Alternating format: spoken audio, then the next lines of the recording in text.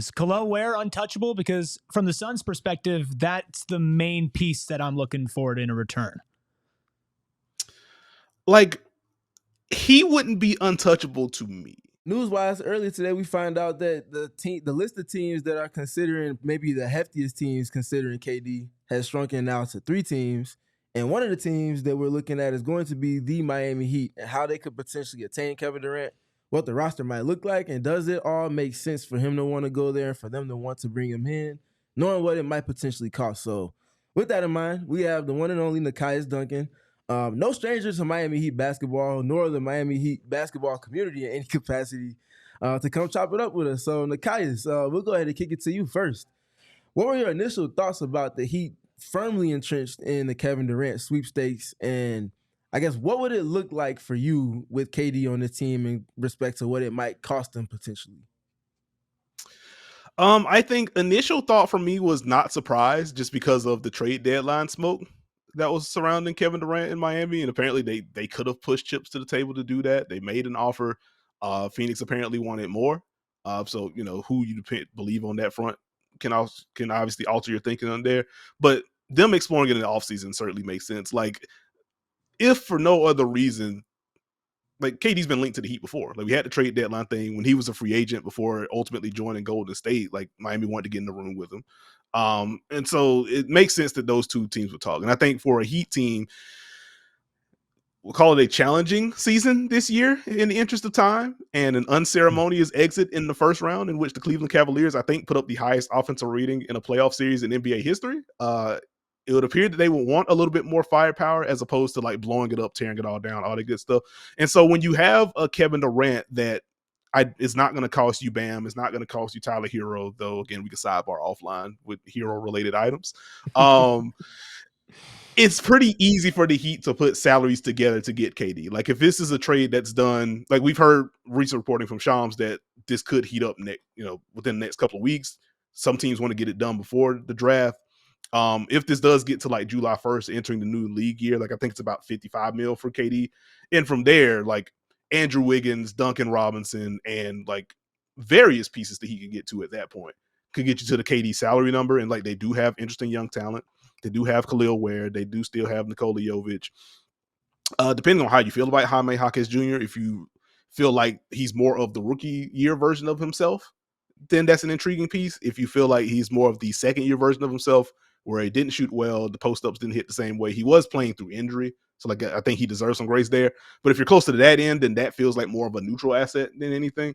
But like, the Heat do have the literal salary to cobble this together relatively easily. And they do have interesting front court pieces in particular, or front court prospects in particular, they can toss into this. They don't have the high bevy of picks, but you can get a first round pick very far out if you're the Phoenix Suns. So like, there is stuff there. Like, I think there's a reason they're in the top 3. Like, there's the natural linking between the two sides, but the Heat can put together a deal relatively easily. It really just comes down to like how much of the young talent pool / pick equity they actually are willing to move for KD. What would you be willing to move for KD? Is Khalil Ware untouchable? Because from the Suns' perspective, that's the main piece that I'm looking forward in a return. Like, he wouldn't be untouchable to me. And like, I think he did have a good rookie season. I obviously understand the intrigue of someone with that kind of athleticism, that kind of length, someone that is willing to shoot threes on top of that. And like, Bam Adebayo through subtle hits and then not so subtle hints about, hey, playing the 4 and having a big alongside him. So like, he wouldn't be untouchable to me. Like, I would probably be willing to do that with some hesitation, because ultimately my bigger picture Heat thought is like, even if you make this move, like, are you the best team in the East, or are you a team that can win the East if things break right? Like, it feels like they are more in the latter camp, which isn't nothing. Like, this is a Heat team that have made 2 finals runs in recent years, pretty much operating in that camp. So like, it's obviously possible. But like, for me, I don't know if a KD trade swings enough to where they're in the upper echelon of the East. And like, I even feel like even that opens up a little bit more because of the Tatum injury. Like, I think if Jason Tatum's healthy, like, I just don't think that puts them in Boston's range. I don't think that puts them in Cleveland's range. But because there's so much smoke around, maybe Cleveland making a big move around their core or something like that opens the door for Miami. But yeah, like I just don't know if this is enough for them to push into that upper echelon. So I'd be a little bit hesitant from that point. But if you are going for KD, I don't think Khalil Ware would be enough to prevent me from doing so. Like, obviously keep him if you can, but if that's the swing piece and you do believe in the building that KD gets you to the promised land, then yeah, I'll probably give up Khalil Ware. Like, you do just still have Bam Adebayo. And ultimately, you have done a good job throughout pretty much the Eric Spoelstra run in finding front court pieces off the scrap heap in particular. We all remember Hassan Whiteside, but like, I mean, Bam was late lottery. I don't know how many people had him late lottery, and look at what he's turned into. If you want to go back summer league, like Willie Reed, they've been able to find back to the big three era, Chris Anderson out of nowhere, and he ends up being a crucial piece. So like, finding front court pieces in particular for the Heat, I don't think is super difficult for them if they want to go that route. So going a little bit all over the place, but I don't know if the KD trade is worth it, but if you do think it's worth it, Khalil Ware is not going to stop me from doing it. And that's kind of what I was going to get to. The fact that even if you do trade Khalil Ware and swapping him with Kevin Durant, it's not hard to find a big man that can play next to KD and Bam Adebayo. Like, you could do a whole lot. You could do a whole lot worse in terms of finding a piece that fits next to something that you're trying to build around. When you got two guys with 7-foot wingspans, they can do pretty much anything on the defensive end of the floor and have the IQ to do it in tandem with someone else.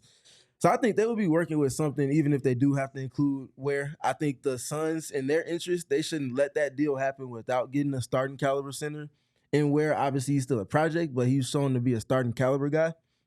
You can't allow for that trade to take place without getting him in return. Yeah, Nekias, we appreciate you so much for taking some time and talking with us through your busy schedule. Of course, you appeared on PHNX Mercury for a full show earlier, so make sure you check that out as well. Before we let you go, from a non-Miami Heat perspective, obviously, you know, Kevin Durant and his trade value has been a pretty big sticking point for a lot of people. Obviously, you're not going to get the type of value that you gave up for him to get him from Brooklyn. Where do you see Kevin Durant's value as he enters his age 37 season this upcoming year? It's complicated, really, because like you mentioned the age, but he's still very clearly like a top 15 guy when he's healthy. And ultimately, he might just be a top 15 guy of all time, for that matter. And like, he's an expiring, but you kind of assume if you're trading for him that you're going to work out some kind of like 2 or 3 year extension on top of that. Like, that kind of worries me as he enters like age 39, age 40. But this also isn't a guy who's relying on like traditional athleticism. I guess I'll frame it that way. And so, like, I think he is still worth, if not an A+ prospect, like a B level young prospect, and like some combination. I think 3 first. Whether it's 2 first and a swap, 2 swaps and a good first. Like, I think that's probably where I go with KD. If you're baking in, it's KD for 3 years or 3 or 4 years. Like, that's probably where I go. Like, I don't think it is. Well, I would like to say like the Luka type guy, but we saw what that trade package was. But even that gets you an all NBA guy in Anthony Davis. But that's another pod for another time. But like, you're not getting the A+, like if Jokic hit the market or if Wemby hit the market or something. Like, you're not getting everything. You're not getting 5 first, 3 swaps, your best, 2 of your 3 best young prospects. But like, there's a middle ground there. Like, I think 3 first, some combination of first and swaps, but 3 is probably my number. A B level prospect. Like, if it's a C level prospect, then you're just getting 3 first. If it's B level, then maybe it's 2 first and a swap. However high you go, you kind of alter from there. But that's kind of the range I'm looking at with KD. That's one for me. For you, you can make this quick or as elaborative as you want. If you're the Suns, would you err on having picks, heavily pick involved to get in exchange for Durant? Would you err on getting more win now type of talents, maybe younger win now type of guys? Or would you kind of look for the hybrid of both?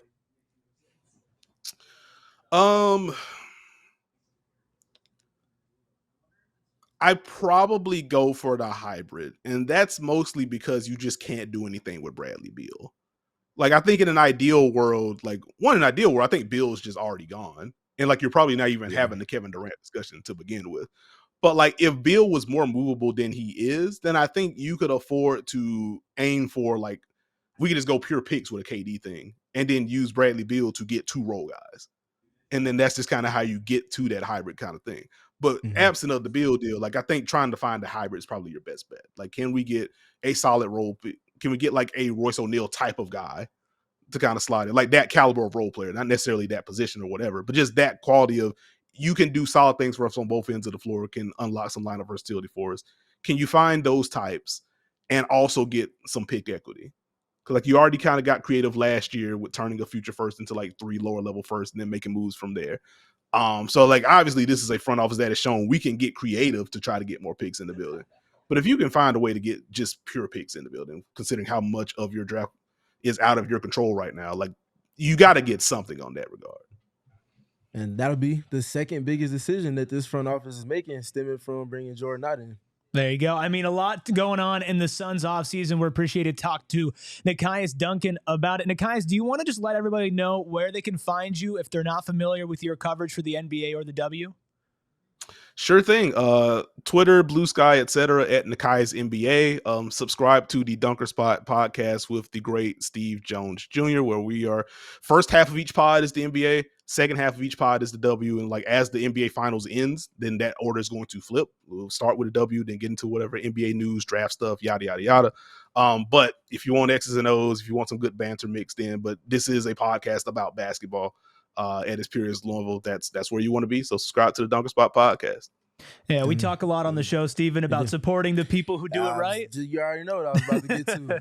You took it off the backboard when I was trying to throw it to myself there. Yes, very much so. Support the people that do the work that you desire to see more of in this space. And naturally for me, Nekias and Steve are definitely aligned. There y'all go, the alignment word. Directly aligned with that for me. So we appreciate you making the time, and we'll definitely be talking again soon.